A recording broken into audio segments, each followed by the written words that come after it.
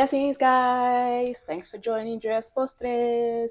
Today, I'm going to be making vegan conchas. Making conchas, and if you don't know what a concha is translated to sweet bread and is traditionally Mexican made, right? So I'm gonna make it. I love conchas, and it's something that's definitely traditionally eaten with Mexican hot chocolate. Today, I'm gonna be having mine with coffee, because I'm a coffee girl, but it definitely tastes amazing with hot chocolate. The recipe I'm going to take you through today is going to be a fairly simple recipe, and it's going to be vegan. It's still going to be yummy. It's going to taste almost the same, just vegan. So we're going to start off with your non-dairy milk of choice. I have the one that I prefer.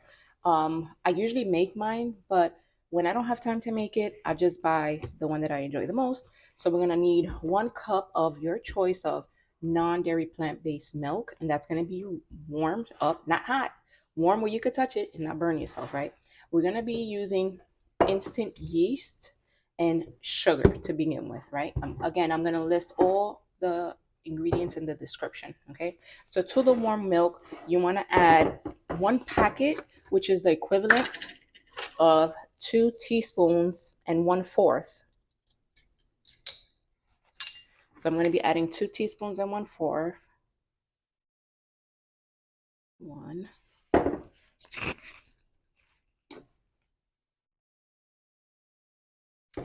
And to this, I'm going to be adding 6 tablespoons of sugar. Now, the sugar is going to help feed the yeast. 1, 2, 3, 4, 5, and 6. It's going to feed the yeast, and what we're going to do is I'm going to set this aside. I'm just going to give it a little mix just for the sugar to dissolve at the bottom.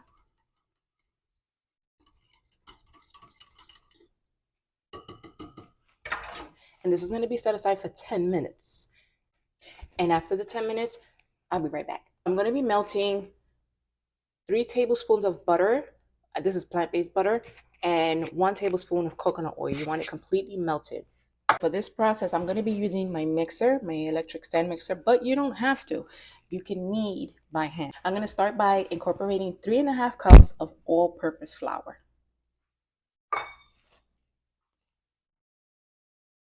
This is half. And you're going to be able to do this by hand. It's just the kneading is a little longer by hand. And to the flour, I'm going to be adding the salt. A lot of times you see that I pour my ingredients, some ingredients with measurement, some without. I'm used to eyeballing things, but I'm always going to put the quantity in the description below. And what I'm going to do is to this, I just want to give it a little mix. I'm going to be showing you really quick on what the yeast and milk mixture looks like. The mixture is ready, so I'm going to be adding the vanilla extract to this, okay? And I'm just going to give it a quick stir, very quick. Make sure that everything's fully incorporated. And I'm going to be using the dough attachment to my stand mixer. So I just want to reiterate, you can do this by hand. So I'm going to add all the ingredients in, and I'm going to let my machine go for 5 minutes. If you're going to be doing this by hand, after you mix all your ingredients, you want to knead for 10 minutes.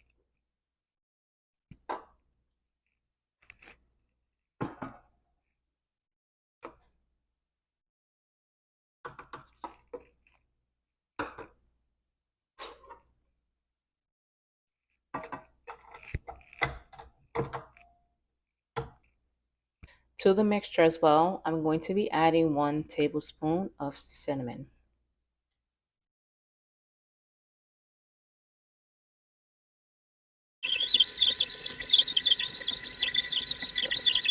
I'm going to be removing my dough. My hands are washed. So this is the consistency you want. The way that you check the dough is that when you press it in, it fills back in. It's filling back in slowly. You see? I made a big indent, but it's filling back in. So this is the consistency that we want. You want to make sure that it's smooth, that it's sticky, but it does not stick to your hands, right? So you want to roll it into a bowl. Put it in a bowl. We're not going to grease it. Just put it in a bowl and cover it with a kitchen towel. If you don't have a kitchen towel, saran wrap is good. And this is where it's going to proof for 1 hour. So you want to make sure that it's in a warm place. So the best place to put it is, if you're not baking, put it in your stove, or you can put it on your stove top. If you have like the light on top, definitely put the light on and just leave it there for 1 hour. Now it's time for the topping. You know, in the concha, they have like that sugar topping. It's so good. So into this is half a cup of butter, partially melted, not fully melted. I'm going to measure out 1.5 cup of all-purpose flour. And also to this, you want to add 1 tablespoon of your non-dairy milk of your preference. I'm going to be adding powdered sugar. This is the one that I use. You can use any one that of your choice. Just 1 cup of the powdered sugar.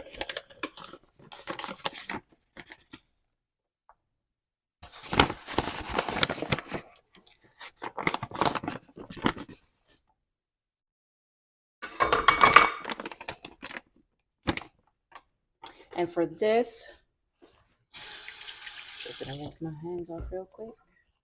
It's gonna be done by hand. And this I'm gonna mix by hand. Vanilla extract, just a little bit. And I'm gonna mix this first a little bit by hand until I get to close to the consistency that I want. And then I'm gonna add the food coloring, which I'm going to be using baby pink. Who doesn't love a pink concha, right? So you just want to keep mixing and mixing. I'm gonna fast forward this part because it's a lot of mixing.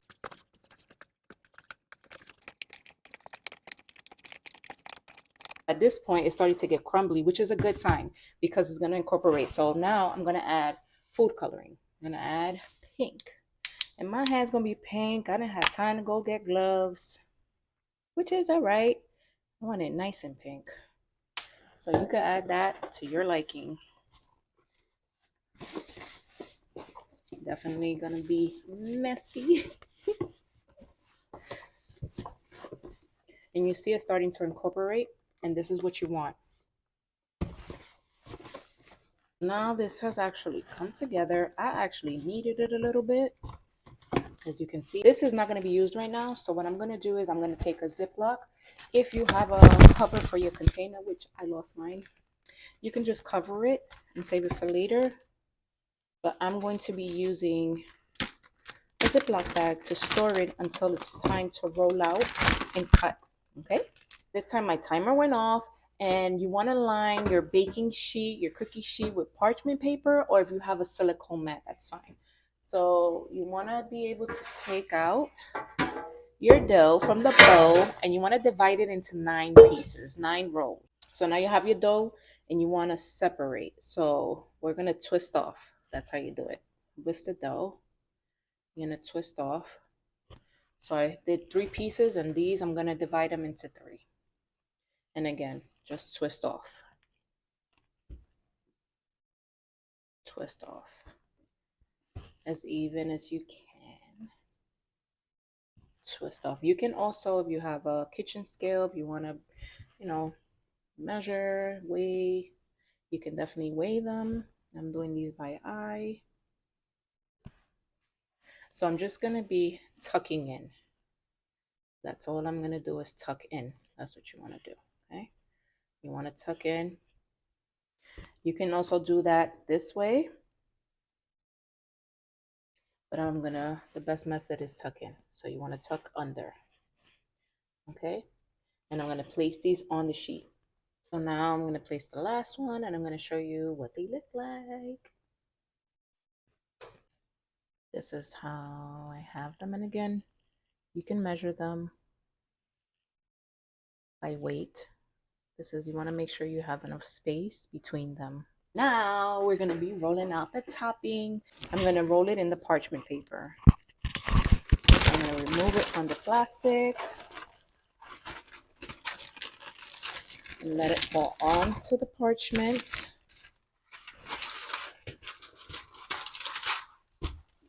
I do have a cutter already, and I already checked the sizing. So you want to make sure that your cutter goes over the size of the concha, because that's where the concha is going to expand, but you want the sugar topping to be right above it, like that. And if you don't have a cutter, you can use a cup, a bowl, improvise with things that you already have in your house. Okay. I rolled mine to get my desired thickness, and now I'm going to start cutting some out.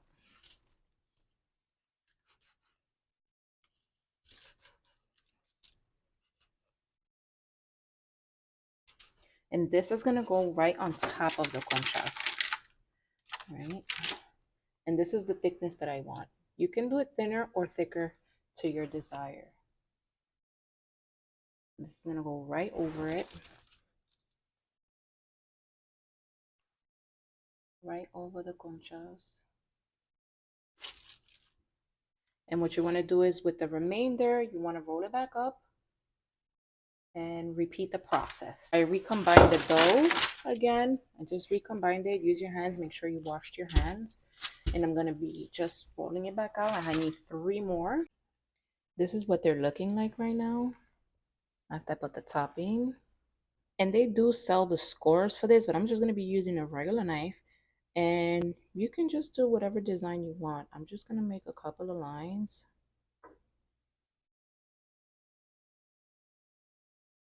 Nothing fancy schmancy. Just a little scoring.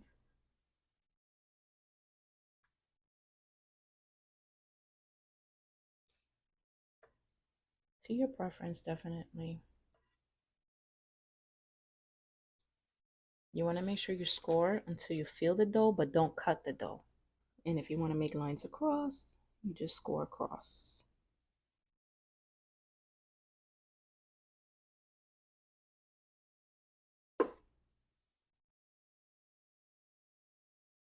So I went ahead and finished scoring them. This is what they look like. And you want to let them rest for another 30 minutes. And this is a perfect time to start, because it's going to be resting for half an hour, to preheat your oven. You can preheat your oven to 250. And then we're going to pick up the temperature to 340. And if you're like me and others, make sure you don't have anything in the oven, any pots or anything, okay? Okay, guys, so time is up. So let's check on these conchas. Wow, they look amazing. They gave a little rise. If you can see, the topping is higher. I'm going to place them in the oven. I'm going to place them in the oven for 20 minutes at 340 Fahrenheit. Okay, so I'll be back when they're ready. Okay, guys, so at this point, I'm going to be doing a voiceover because I didn't realize that my mic had died. So the conchas came out of the oven, and here goes one, and it was too hot to handle, so I put it to the side. So now it's going to just rest for a moment. Let me show you what they look like. This is what they look like fresh out of the oven. And now I'm going to be boxing them. I have these cute bakery boxes. I'm going to be giving some out to some friends and family that are near me.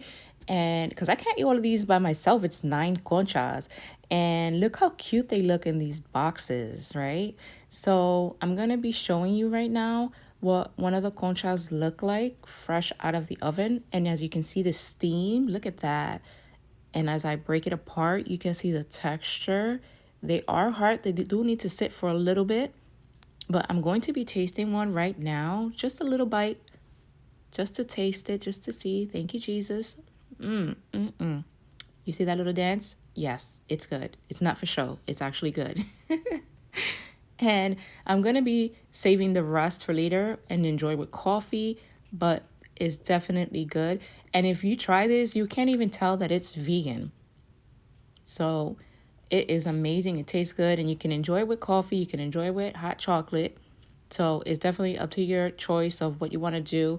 And You definitely want to be able to enjoy this at any time. And definitely don't forget to like, subscribe, and share. And in the comments, if you try it out, tag me, let me know how it comes out. And don't forget to follow me on TikTok, Instagram, and YouTube. And blessings, guys.